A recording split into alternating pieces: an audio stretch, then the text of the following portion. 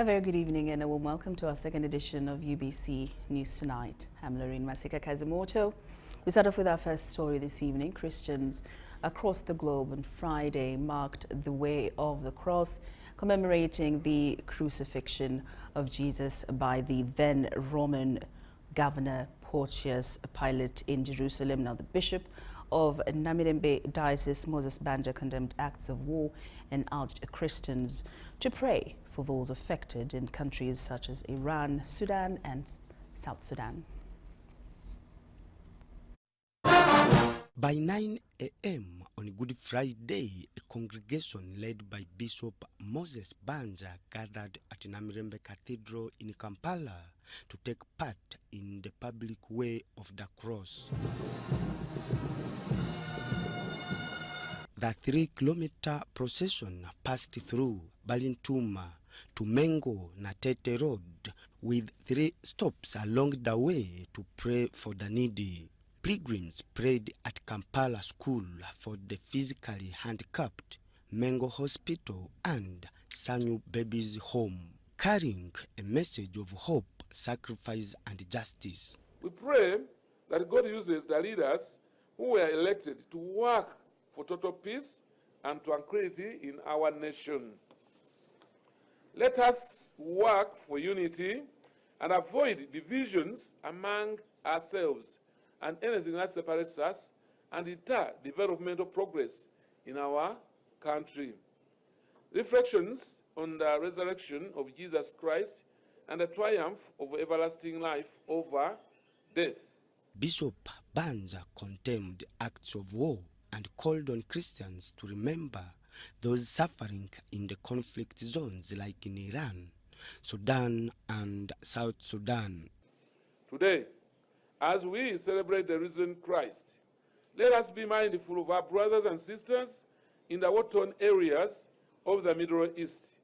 Let us remember them and those in other places, like our brothers who are in South Sudan and other parts of this world, especially in Africa. Remember them because they are suffering. As we remember them, let us pray that God, who has the power and raised Jesus Christ, who is the Prince of Peace, brings peace to the entire Middle East. The public Way of the Cross commemorates the crucifixion of Jesus by Pontius Pilate in Jerusalem some 2,000 years ago. According to the Christian belief, Jesus rose on the 3rd day, celebrated as Easter Sunday. Philip Aguta for UBC News in Kampala.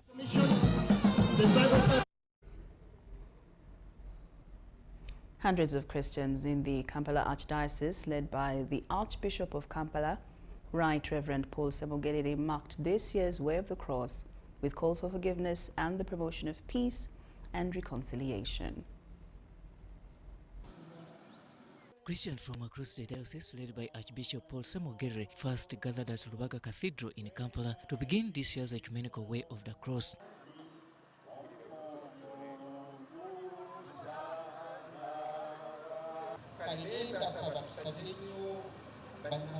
The 2.7-kilometer procession made its way to Old Kampala Senior Secondary School grounds.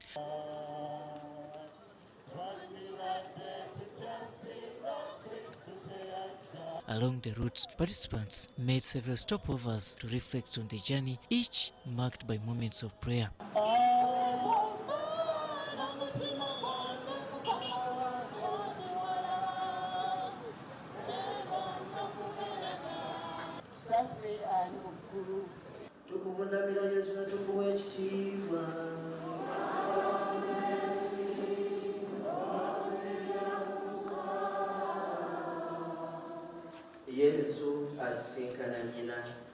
This year, both government and opposition politicians walked together in a single line, united in faith.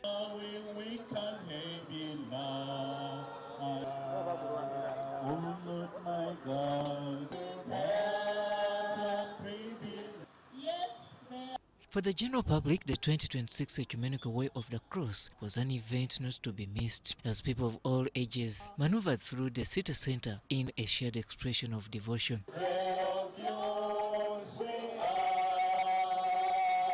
Although traditionally this is a Christian observance, Kampala Central Mayor-elect and NRM Vice Chairperson for the Central Region, Salim Uhuru, a Muslim, joined the Catholic community in the walk, exemplifying unity across faith.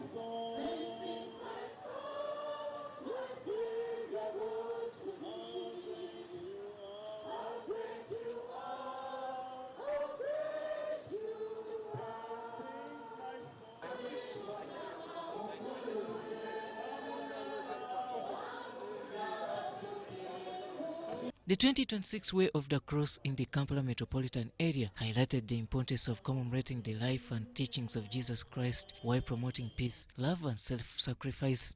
Robert Nyango, UBC News. During the Good Friday Ecumenical Way of the Cross prayers held at Old Kampala Secondary School playgrounds, the Bishop of Kayinda Mityana Diocese and Chairman of the Uganda Joint Christian Council, Joseph Anthony Ziwa, said many people still harbor evil in their hearts, manifested through murder, discrimination, corruption, and injustice.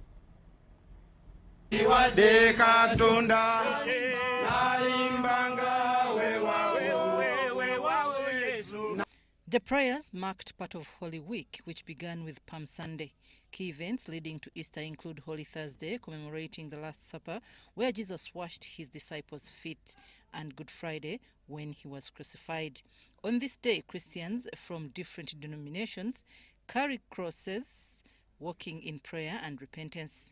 Converged at Old Kampala from various points, including Namungona, Mbuya, Nsambya, Namirembe, Rubaga, and Mityana, symbolizing the journey of peace restored through Christ's suffering.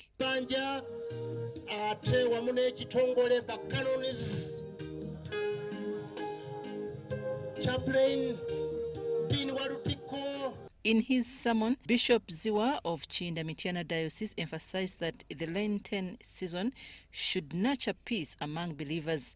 He also reminded leaders that their positions are not for prestige, but for fostering unity and peace in society. Leaders in society, sometimes called the politicians, civil leaders, that office, that position you hold, is not simply an honor, but you are invited to follow after Jesus, be a channel of peace. Despite the peace symbolized by the cross, Bishop Ziwa noted that society continues to face challenges such as greed, corruption, conflict and terrorism. Murdering babies because someone wants to be rich. Why murder children who have not even known the world? Some people have not benefited from the riches of their own country because of greed of a few, because of corruption, because of stealing. I want to call upon all the generation, the young people, that hate speech must stop. He questioned whether actions like persecution and discrimination truly reflect the message of peace, especially in a society that promotes unity in diversity. The cross you carried is very meaningful. Jesus wanted to save us, and he did so. He saved us from all those evils, and he carried them on that cross. And he declared peace to all of us. The Archbishop of Kampala, His Eminence Paul Semogerere, led the joint ecumenical intercessory prayers. We lay before your cross the wounds of our world, wars, terrorism, climate change, and hatred. Raise up peacemakers in every land. Through him, with him, and in him, we offer ourselves to you in union with the Holy Spirit, one God, forever and ever. I'm Nafka Farida and Kenneth Tanaba in Kampala.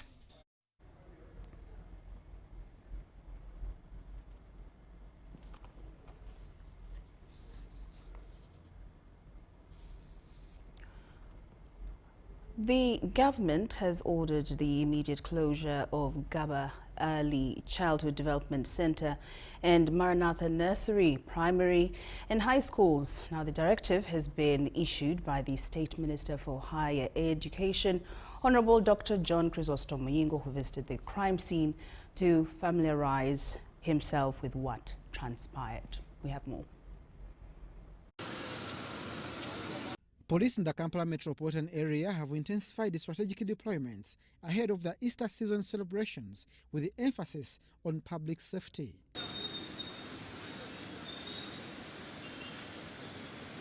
We anticipate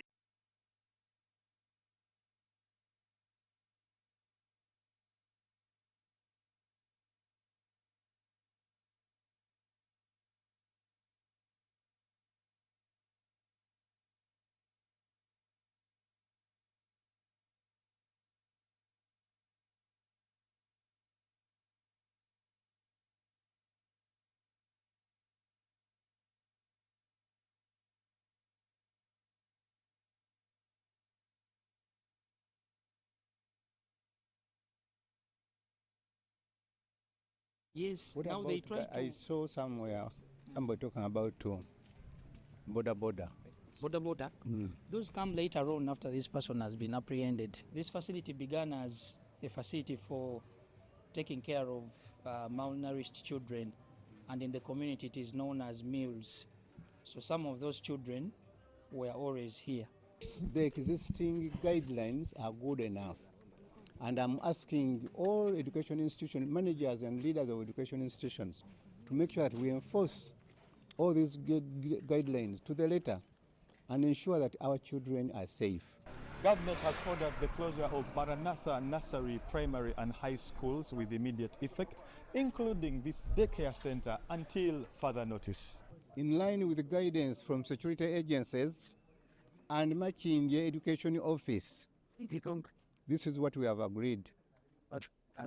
The parents should immediately pick their children from school, including nursery, primary, and high school. B, the desk care management should provide a comprehensive report on the events that culminated into the demise of the said children as they make statements to the police. No one thought what happened was going to happen, but sadly it did, and it's devastating us. We are shattered, we are broken, our staff is broken, and we are here to say, please stand with us. Abafiridwa abaana baganda bange nkuze nabo nsomye nabo abafiridwa abaana era tuli mu ssaako gye muntu tuli ba mukwano babeera nabo mabala kubanga abeera bbunga abadde abeera bbunga abadde yambala obugalubindi nakakoofiira abeera bbunga nange mbadde mulaba mumanyi nti awo nayitawo naye nga siga nti mumanyimanya ng'omuntu gw'olaba ng'akola ki ng'ayitawo. Naye information gye tusinza okufuna nga ffe abakulembeze ku kyalo, taata w'omuvubuka yazze Kabalagala n'agamba omuvubuka ono nti yali asseeko dda ne muganda we abadde ne mental problem. Nze kennyini navudde wano nengendako Kabalagala ku reception ye Kabalagala, information najja ku reception ye Kabalagala. The assailant had no affair with any of the staff or managers at the initiative for Gaba Community Church. That was perhaps the second time he made his way towards accessing the premises, which are always locked.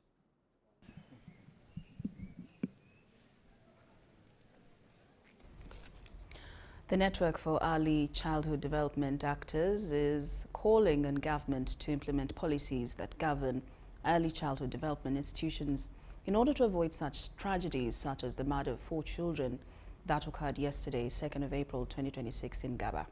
Stakeholders from NECDA say there is a clear gap in the dissemination and implementation of these policies, which leaves room for such incidents to happen.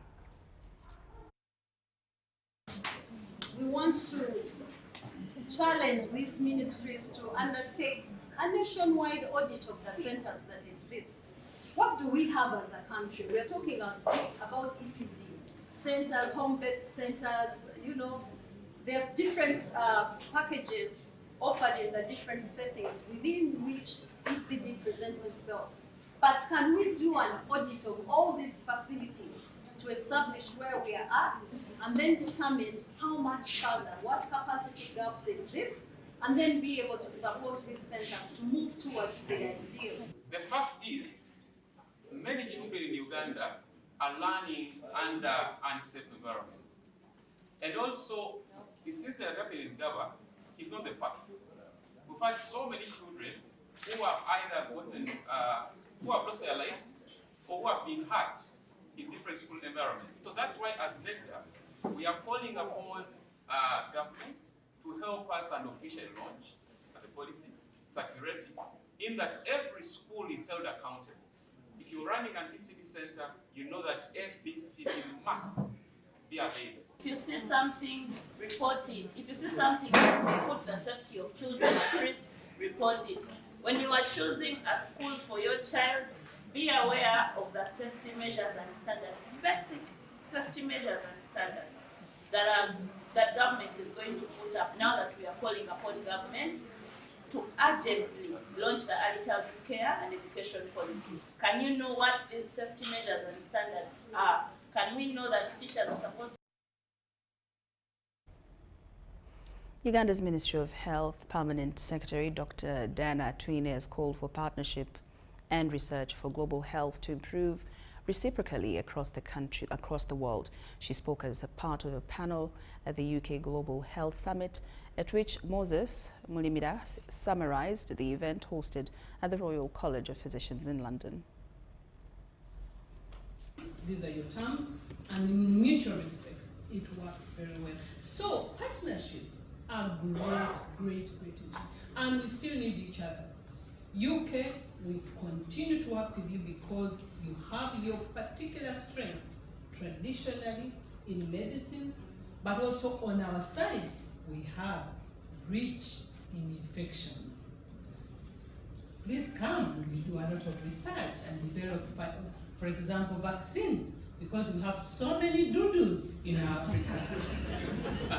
So there are so many areas that we can really collaborate with. So for me, I think that it is, the fundamental thing is like we can share knowledge, we can share technology, we can share employment opportunities, and we can share training on both sides.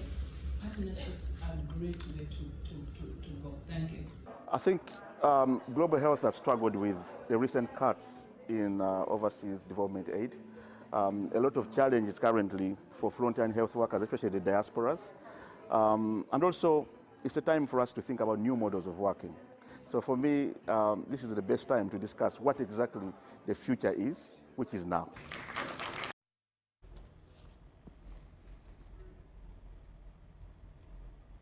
The resident district commissioner for Ampara District, Harriet Nakanya, has commended the NRM government and President Yoweri Museveni for enhancing service delivery through the construction of various projects in health centers across the district. The Thanksgiving celebration began with a church service led by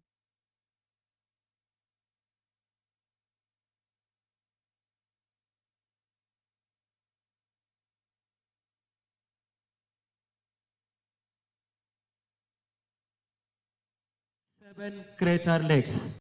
Ethiopia is intensifying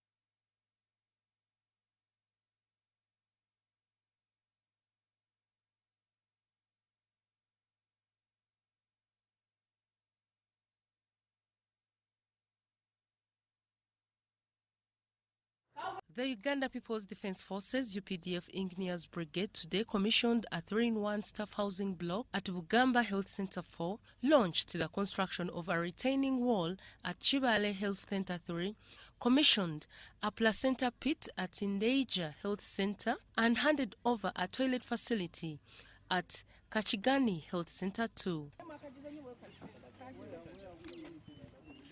The UPDF Igneous Brigade Manager for Western Region, Captain Yunus Ntegeka, explained that all these projects cost approximately 287 million. Because you can see it is completion. We have managed to give the local people some work. They have benefited. We have taught them, especially like on administration block up there. They have got some experience. We blended them in our projects, and we endeavor to give them one. He pledged that the UPDF will continue delivering quality work to ensure Ugandans receive improved services. As UPDF Engineers Brigade, we have maintained our discipline, as you have seen, no dispute. We work hand in hand with the client. When we find that the projects, the designs are not understandable, we see it, we tell them, no, this design is supposed to be like this. In most cases, it is a teamwork. We work hand in hand. And we try to see, really, we are bringing in our expertise as UPDF engineers to the local people. The Rampara Resident District Commissioner Harriet Nakanya credited the government under President Museveni for extending essential services to the people. I've been having many projects in the district, but when you compare the projects which were constructed by the private contractors and the UPDF Engineering Brigade, let us be using UPDF Engineering Brigade. In terms of health, the government is trying. Though we have the key challenge in health, the most challenge we are having is staffing. Like for today, we launched a project in Chivali Health Center 3, but we had only 2 health workers. Kurinayamba Provia, a nursing officer at Bugamba Health Center 4, thanked the UPDF Igneous Brigade for the quality work and pledged improved service delivery. Critical cadres such as medical officers, midwives, dentists, and laboratory personnel are still insufficient.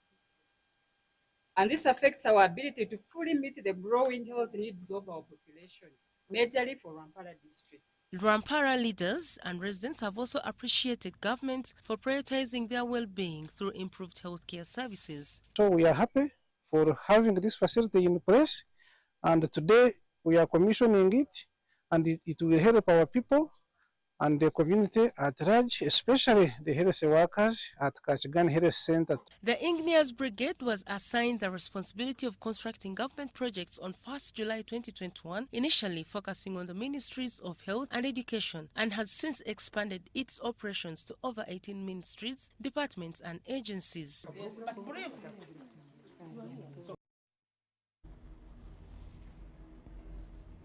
At a recent hydro diplomacy conference in Ethiopia, calls for reassesses Egypt's water governance framework dominated, with upstream countries urging more inclusive, modern structures. State Minister for Environment Beatrice Atim Anwar led Uganda's delegation. And the unique 7 crater lakes. Ethiopia is intensifying efforts to assert equitable rights over the River Nile, challenging long-standing downstream claims, particularly by Egypt and Sudan, rooted in colonial-era agreements like those of 1929 and 1959. In Egypt, the Nile has long been viewed as a matter of sovereign entitlement and national security, not a shared resource. This entrenched resistance to equitable governance has stalled basin-wide cooperation, allowing downstream countries to continue exploiting the waters while disregarding the interests of the upstream states.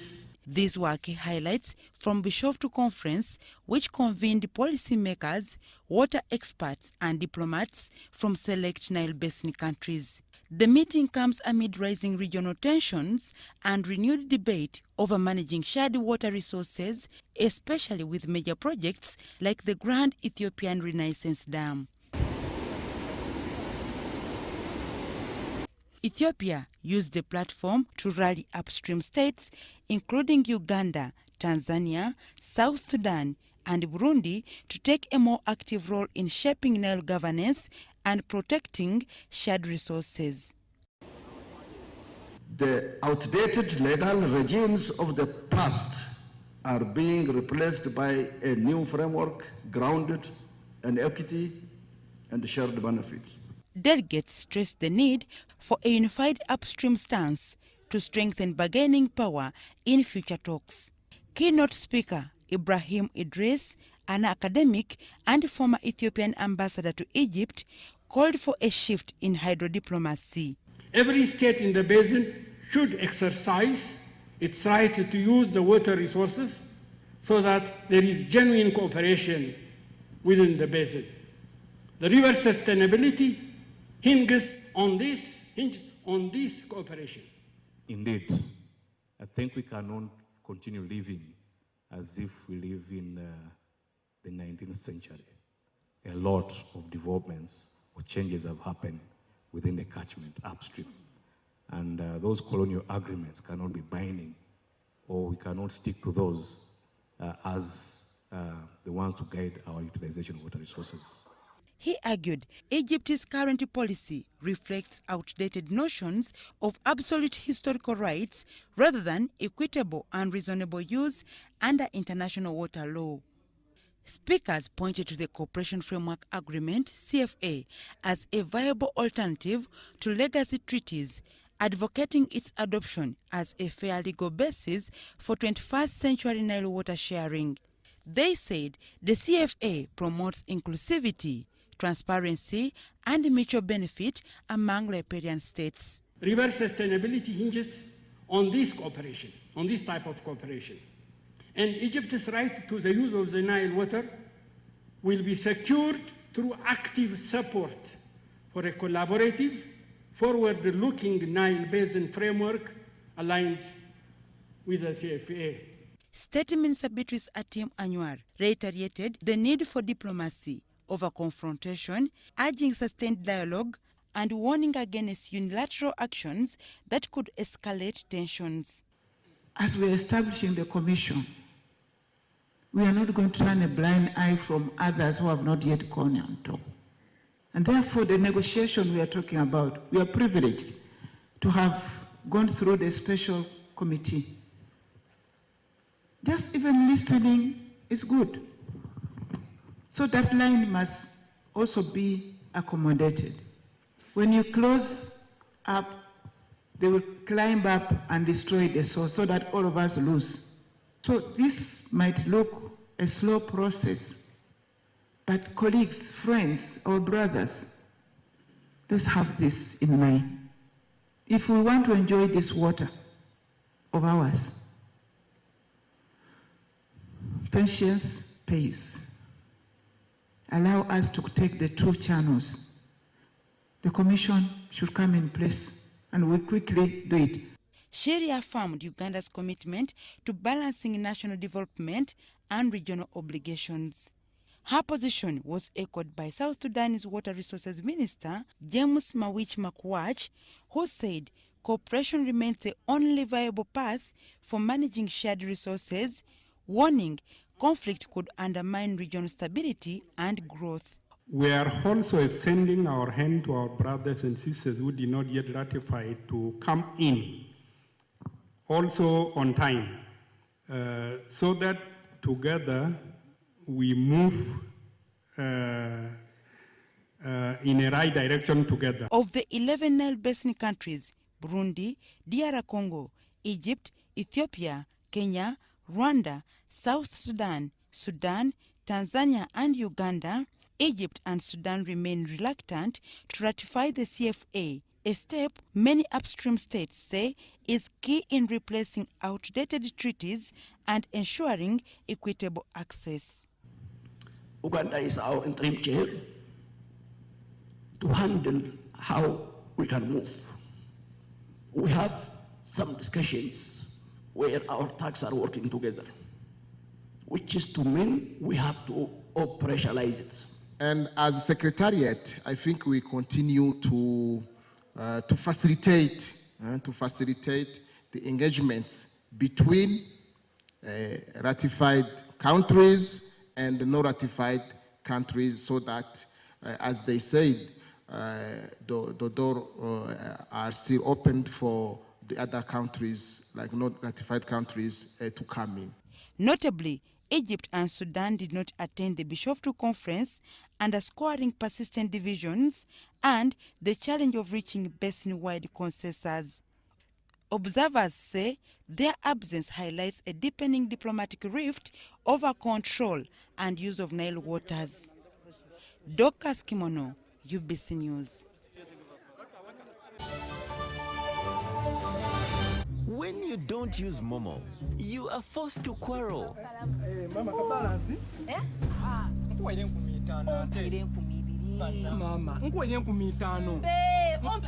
abantu abakulu atandise obuyayi sente dange ninzadde kolera ngobi nakolera sente dange. Save yourself from quarreling. Use the Momo app or dial *165*3# to pay and enjoy zero charges below 5K. That's the power of Momo.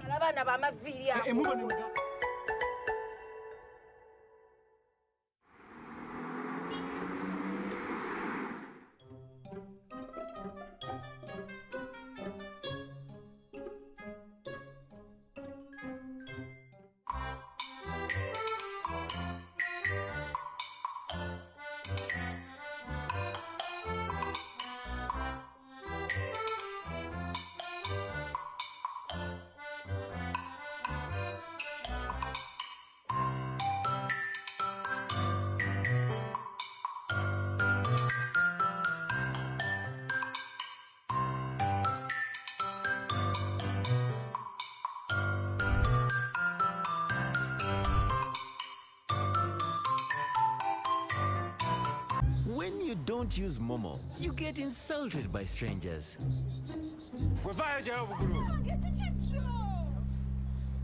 Save yourself from insults. Use the Momo app or dial *165*3# to pay and enjoy zero charges below 5K. That's the power of Momo. Are you a woman with a small-scale business with a dream of growing it to another level? The GROW Project is here to support you in realizing your dream. The GROW Project is a government initiative implemented by the Ministry of Gender, Labor and Social Development and Private Sector Foundation Uganda with support from the World Bank. We support women-owned businesses across the country to gain hands-on and business management skills through training within your location, business financing through grants and affordable loans, and infrastructure in your areas of operation to enable you to increase your productivity. If you have a business that makes sales of up to 800,000 Uganda shillings per month, the GROW Project has the tools and resources to help you succeed. For more information, contact your district or city GROW focal person or call our toll-free line on 0800 307 777 to learn more about how you can benefit from the GROW Project's services. The GROW Project, empowering women economically, transforming communities.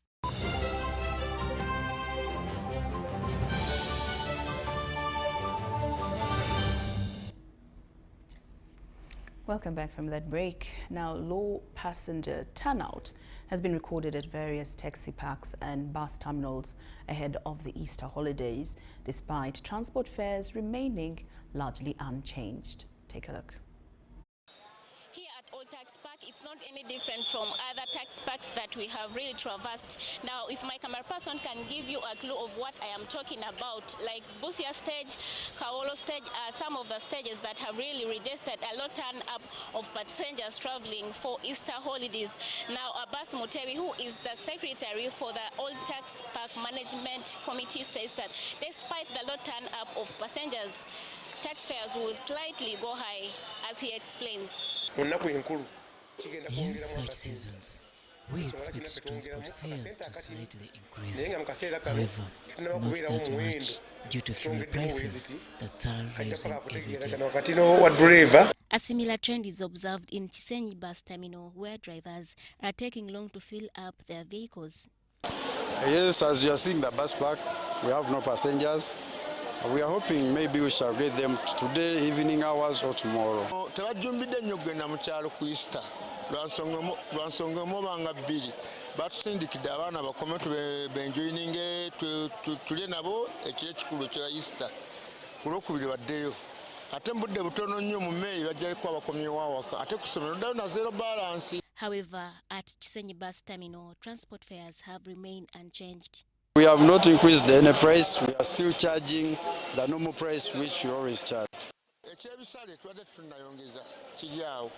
At Namayuwa bus terminal, some operators were seen stranded with tickets, while others struggling to attract passengers. Transport operators remain hopeful that passenger numbers will improve as Easter holiday draws closer. Irene Faith Nantuango, Helen Barbara Gizamba, UBC News.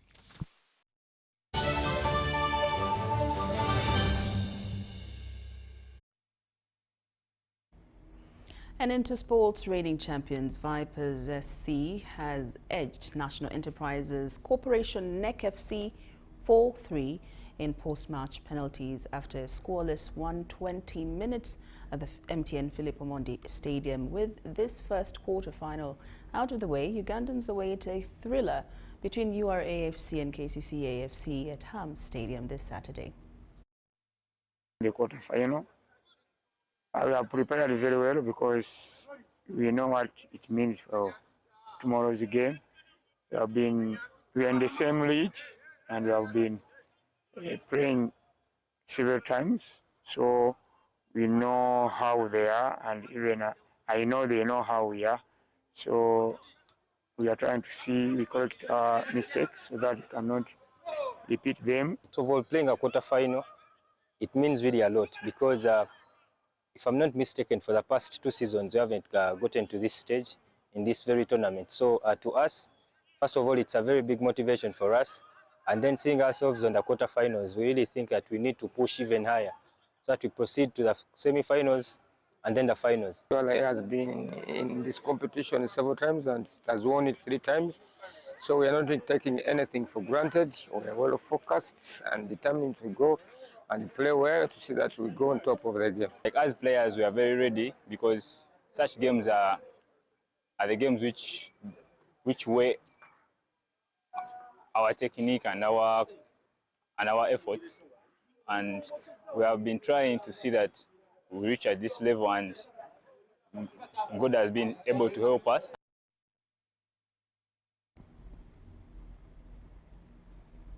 And that's all we had for you this evening. Thank you for your company. I'm Lauryn Masika Kazimoto. Have a good night.